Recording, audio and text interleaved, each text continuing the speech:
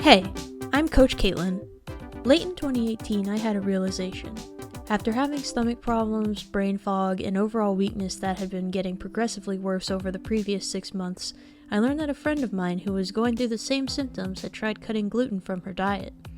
Mid-macaroni, I noticed an uptick in my dizziness, which was really just the norm for me at the time.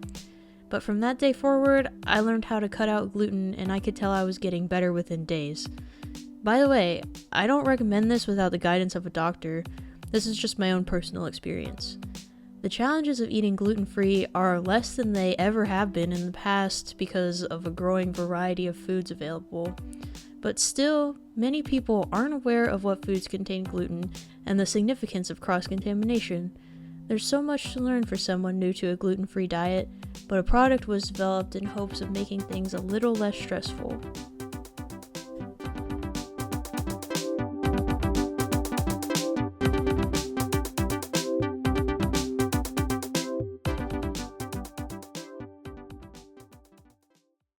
What even is gluten?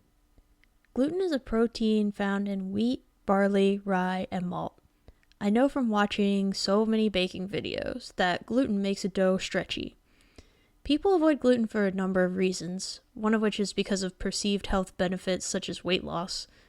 The reality is that you could gain or lose weight on a gluten-free diet depending on what foods you substitute. Avoiding gluten for celiac disease or sensitivity, on the other hand, really is essential. A gluten sensitivity causes the person to experience symptoms like those of celiac disease, but the major difference is that celiac disease is a genetic autoimmune disease.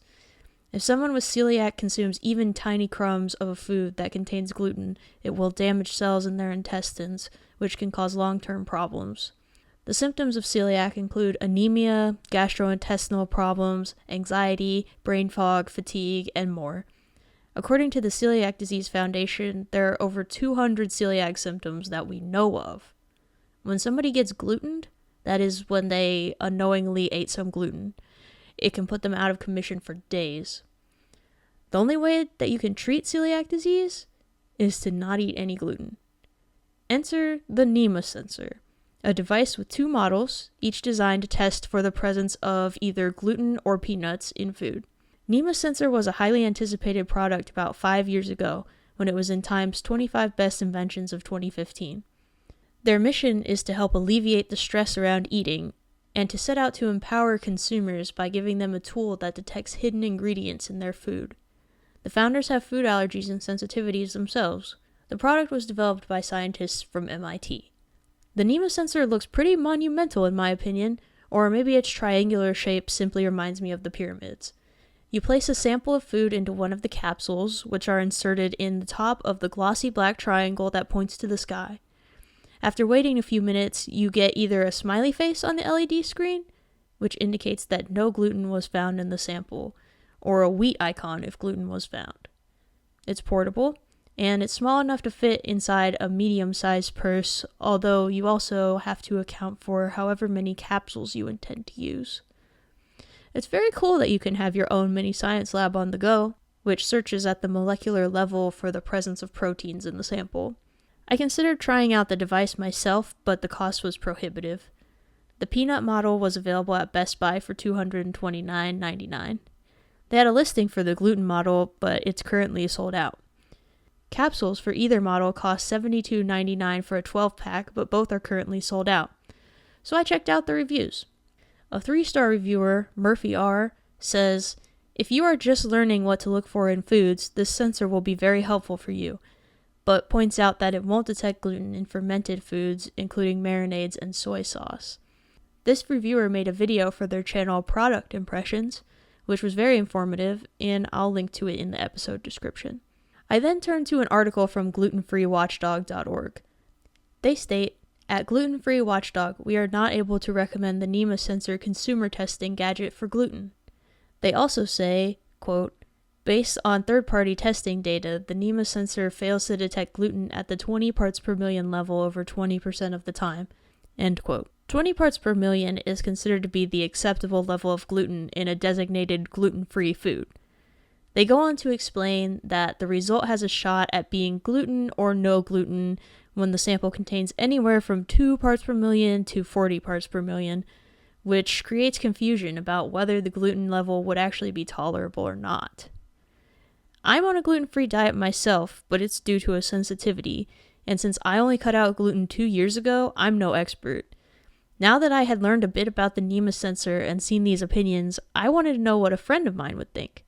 Coming up after the break, I talk with my friend Leah, who has celiac disease.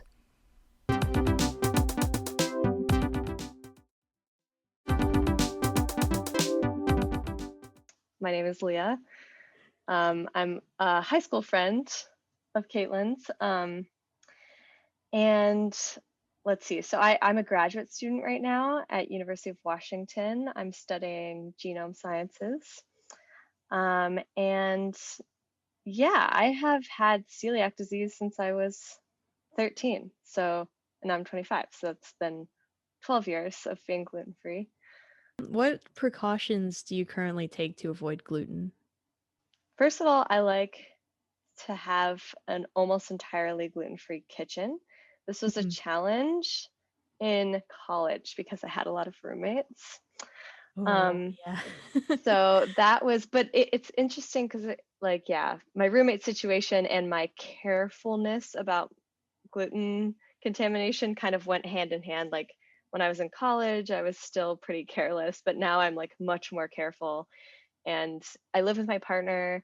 He is not gluten free, but he pretty much knows that I don't really want gluten in the house. So he respects that, which is honestly nice. It's really nice. I wouldn't like expect that of anyone, but since he's willing to like kind of do that with me and just sort of eat gluten free anyway, I'm really happy and appreciative for that. Um, so yeah, having my own kitchen being gluten free is one precaution. When it comes to eating out, I really just try to like make sure I'm asking about each item I'm ordering and making sure that not only is it gluten-free ingredients, but it's not like cooked on the same or the same like appliances or whatever where gluten is being cooked. And yeah, I feel like restaurants are getting better and better about this, but I do feel like sometimes I really have to clarify because people don't always know, which is sometimes a Mm-hmm. surprise to me in the food industry where people are like, yeah, it's potatoes, they're gluten free. And I'm like, no, but potatoes can still be fried in the same fryer as chicken nuggets. And they're like, I don't see why you're so concerned. And I'm like, you don't know it. You clearly don't know what celiac disease is. So, yeah. So, really making sure that like whoever is serving you your food has a clear understanding of like the seriousness of the allergy, I guess. Yeah, I totally get that. That sounds really comparable to my experience with a nut allergy. Like, Hmm. even with my boyfriend, I don't like to have nuts in the house either, and he really likes to eat almonds, but he gave that up because I don't want to have that in our kitchen because it's dangerous. So, Yep, yeah, yep, I totally get that. absolutely. And restaurants, now that I don't eat gluten and I don't eat nuts, I'm not really concerned about gluten cross contamination because for me it's just a sensitivity. Um, Hmm. but I've had so many experiences where I told people that I was allergic to nuts, and before I didn't eat gluten free, they would always offer me a gluten free option if they had one, Interesting. as if that was the same thing. And it's like, no, not all food Uh, allergies are exactly the same food.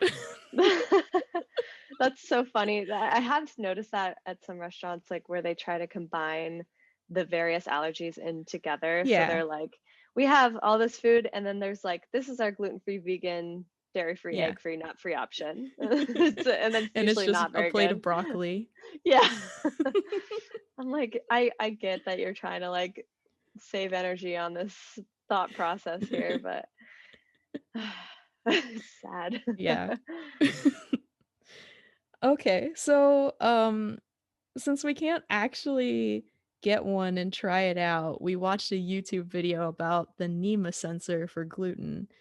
and I'll link to that video in the description. But what did you think of the Nima sensor? Um, yeah, I mean, I was definitely really intrigued when I saw it. Um, I feel like I had vaguely heard of this, but just hadn't really given it more thought until you brought it to my attention. Um,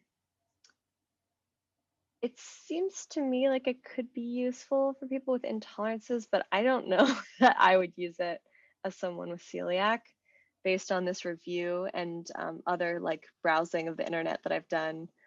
Hmm. I found a negative review on So glutenfreewatchdog.org. did I, yeah. Yeah. And just like the fact that, so this video that we watched, when he puts soy sauce in the sensor, it doesn't detect gluten. And Hmm. soy sauce is definitely gluten containing. Um, so yeah, I would probably only use this sensor if you have a mild intolerance. Although, to be fair, I would say I would have used something like this right after I got diagnosed, just to like ease Yeah. into the gluten-free diet because it was challenging and was, well, I was a 13-year-old, so I was a bit rebellious. So I Yeah. definitely tried to find ways to sneak gluten in my diet when my parents weren't paying attention. Um, Yeah, I thought that if it can't detect sauces, that seems like one of the most like ways that in mhm. restaurant food it would be a sneaky source of gluten Oh because yeah. you know what's in the whole ingredients, but what's in that sauce, right? Yeah, exactly. Another thing that I noticed about the things it can't test was that it can't test alcohols. And I think alcohol Oh, is one of the most useful things that you can test because the yeah. ingredient labeling isn't regulated like it is for foods. Yes, that was very frustrating for me. Like as, a college student, when I began drinking, I would, not always know if what I was drinking was gluten free.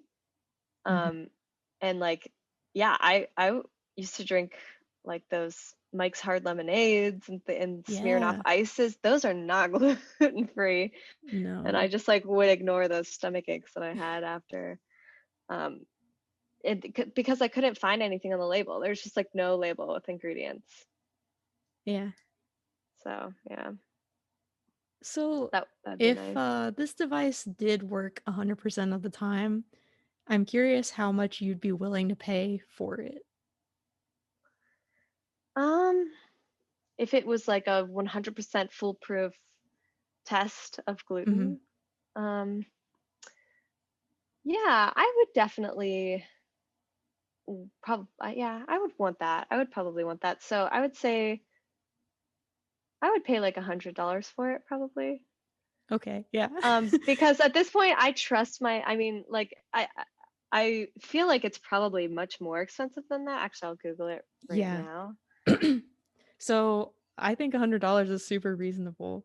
The Yeah. actual cost of it on Best Buy's website is $229 with Hmm. like $72 for the capsules for a pack of 12.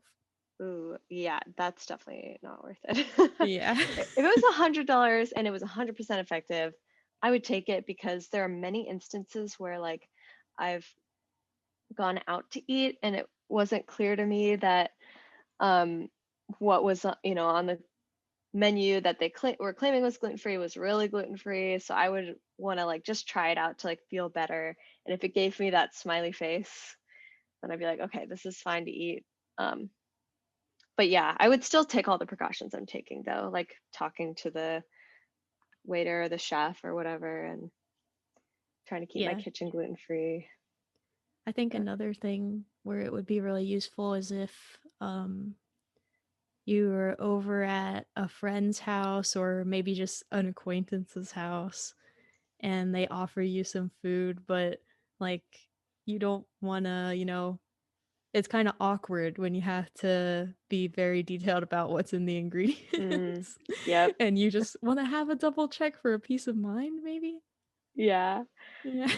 Yeah, actually, that is a really good point because I've definitely had some people try to um, make really kind gestures by making me something gluten free.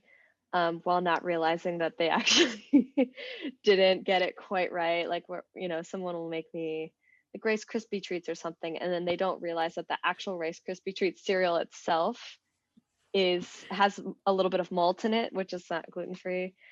So it's That like literally I would. happened to me the other day. Did it? Oh my gosh, yeah, Yeah. that's such a common one. And I don't know why Rice Krispies have to be.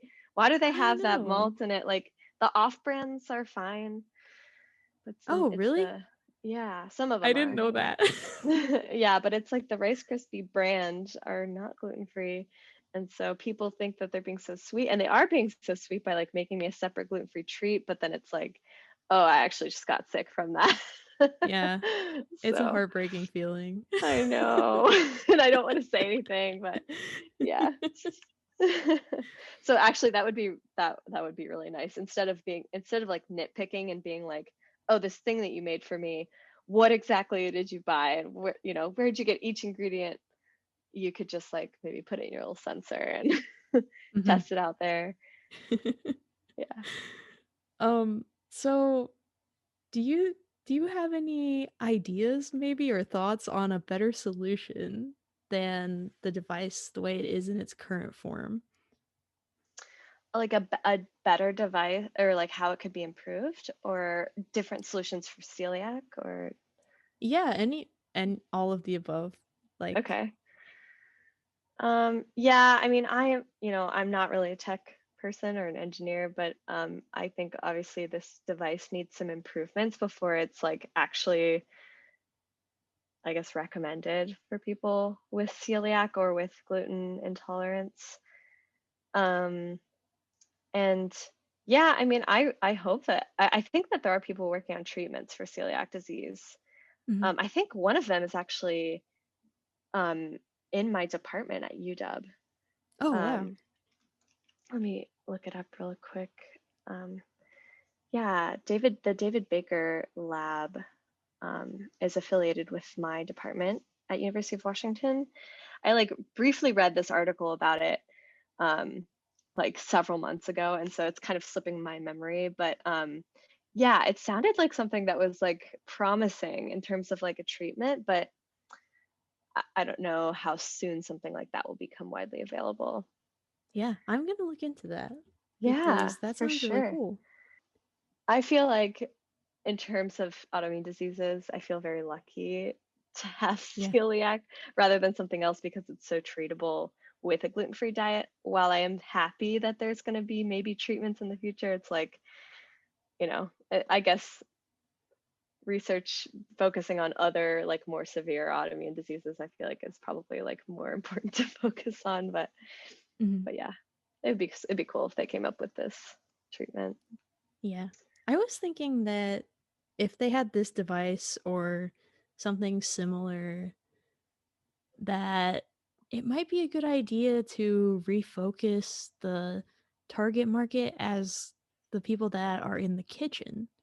Um, Yeah, so that they can test actually. ingredients before they actually go out and it could just become a part of their regular process. Yeah, so you're saying like people in the food service industry? Hmm. Or I Yeah, guess even in your own home, like yeah, true. I don't know why if you're in your own home you wouldn't already know what to look for and you Right. would already be, you would be in better management of your ingredients, but I guess sometimes I make mistakes when I read labels too. Oh So, yeah, for sure. Yeah, or sometimes gluten can hide in like weird names, I guess, on labels. mhm. That yeah, we don't always know about, or like some things are unclear some of the time, like oats are not Yeah. always they're like sometimes gluten free, not always gluten free, and usually I can find stuff that specifies whether they're gluten free oats or not, but sometimes it's just ambiguous. So yeah, testing that stuff would be really useful. Yeah. But yeah, actually, I think having that in like in a kitchen of a restaurant where they do have a gluten-free menu and everything, and they want to make sure they didn't cross-contaminate anything. Like I Hmm. think that would be really nice. Yeah, yeah. Okay, so you might not have had like that much of a chance to experience this since you moved so recently, but I was wondering, if you feel like restaurant training and regulation is any better or worse in Seattle than it was in Ohio. Yeah, I mean, honestly, I have felt that restaurants here are much better about gluten-free food than they were in Ohio, just in my experience. Hmm. And there's way more gluten-free options. And I don't, yeah, I'm not sure. Like, there's probably a lot of factors that contribute to this. Like, Seattle is just a much more dense city than Columbus or Cincinnati. And the more people you have, the more people with celiac you have. So they have Hmm. to like adjust accordingly. But um, yeah, I mean, I've encountered multiple restaurants at this point in Seattle that are 100% gluten free. And I feel so That's safe awesome. eating there, which is like so unusual for me to like feel completely safe eating at a restaurant. I always Yeah. feel like I'm taking a risk somewhere. But yeah, there's like so few. I mean, like I can think of maybe one like that in Columbus, um, Columbus, Ohio. So yeah, but there's so many here. There's like an entire brewery that's all gluten-free Oh, beer and wow. all gluten-free food. It's Wow. great. That's really Yeah. cool. I Yeah. ask because one time I went on a trip to Boston, and this is when I was eating gluten, but I still had to account for my nut allergy. And every restaurant I went to, the staff was like really knowledgeable about food allergies. And I even went to this like tiny little hot dog cart on the beach. And the guy had his certificate hanging up saying that he Oh, was trained in handling food allergies. And I really wish wow. that that could be more widespread. Yeah, I agree. I don't know what it is about yeah, like the Midwest just doesn't do as good of a No. job.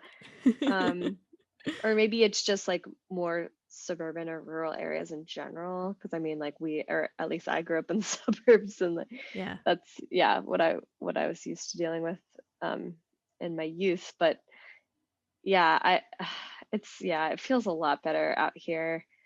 And oh, and also when I was studying abroad in Norway, I was expecting to have all kinds of challenges with my gluten-free diet, but it everywhere I went, like everyone knew what gluten-free was and like how to take the precautions, and there were gluten-free options at every restaurant I went to and grocery stores, and yeah, like everything that was gluten-free at the grocery store said like gluten-free in Norwegian, and I could just point that out and be like, great, I can buy this. Oh, okay, awesome. Okay, Norway on the must travel list. Yes. Yeah, yeah. I've heard that Italy is good about it too because and I don't know if that's true, but I've heard that they have one of the highest rates of celiac disease, possibly because of all the bread. Home of pasta. Yeah, yeah. Whereas like in Asian countries, like China and Japan, they have really low rates of celiac disease because there's such little gluten already in their diets. Like it's in Yeah. soy sauce, but there's not that much in soy sauce. So like my brother and his partner, they both have celiac. They Oh, wow. traveled. I'm trying to remember where they traveled. I think it was maybe Singapore, but they had a great time. But the food situation got so like bad, they were getting gluten every day that they just ended up like buying their own groceries and cooking in their Airbnb or wherever they're staying. So yeah, it's interesting how the diet, your like overall diet or like your culture's diet can affect celiac getting triggered, I guess. Yeah. My Yeah. latest obsession is watching YouTube videos of eating gluten-free in Japan, and it's apparently nearly impossible. Really? Oh wow, I didn't Yeah, realize there's some YouTube videos about this.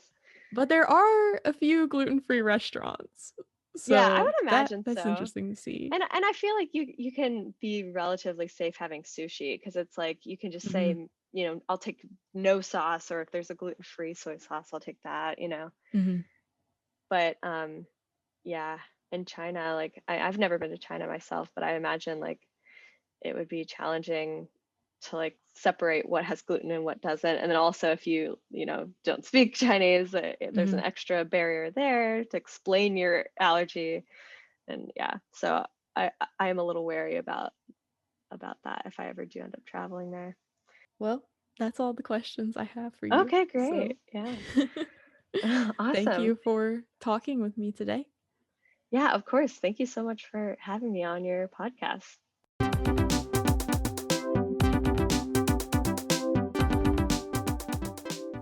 At the end of the day, if you find a Nima sensor in stock, you might want to skip it, because it doesn't look like you'll be able to get more capsules.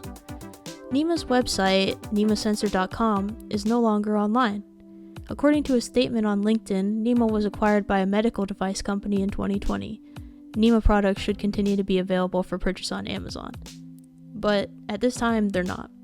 This product would need a redesign if it's going to become the helpful backup to using your own good judgment that it's intended to be. It certainly would ease my mind a bit. Tipped off by a commenter on Nima Sensor's Facebook page, something I have my eye on now is the Allergy Amulet. Allergy Amulet seems to follow a very similar procedure as the Nima Sensor, but in a smaller form factor. The Allergy Amulet will also be designed to test all top 8 allergens plus gluten and sesame.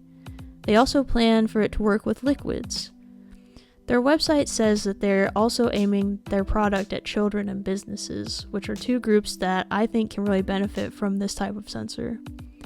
Pre-orders are scheduled for early 2021. I'm going to be watching in hopes the Allergy Amulet succeeds. For resources and more information about celiac disease, check out the Celiac Disease Foundation at celiac.org, and for more on gluten intolerances in general, check out the Gluten Intolerance Group at gluten.org. If you have a question, or if you know of any adaptive tech that you think should be featured in an episode, or if you just want to get in touch, email me at modernaccesspod@gmail.com, or you can leave a voice message on Anchor and it might get played on the show. The easiest way to support this show is to subscribe to Modern Access wherever you listen to podcasts. Modern Access is also on Patreon. You can join and get access to behind-the-scenes content. You can also follow Modern Access Pod on social media. Modern Access is produced and hosted by me, Coach Kaitlin. This show's theme music was written by Quentin Wolfe. Graphic design for Modern Access is done by Allison Manares. Thanks to you for listening.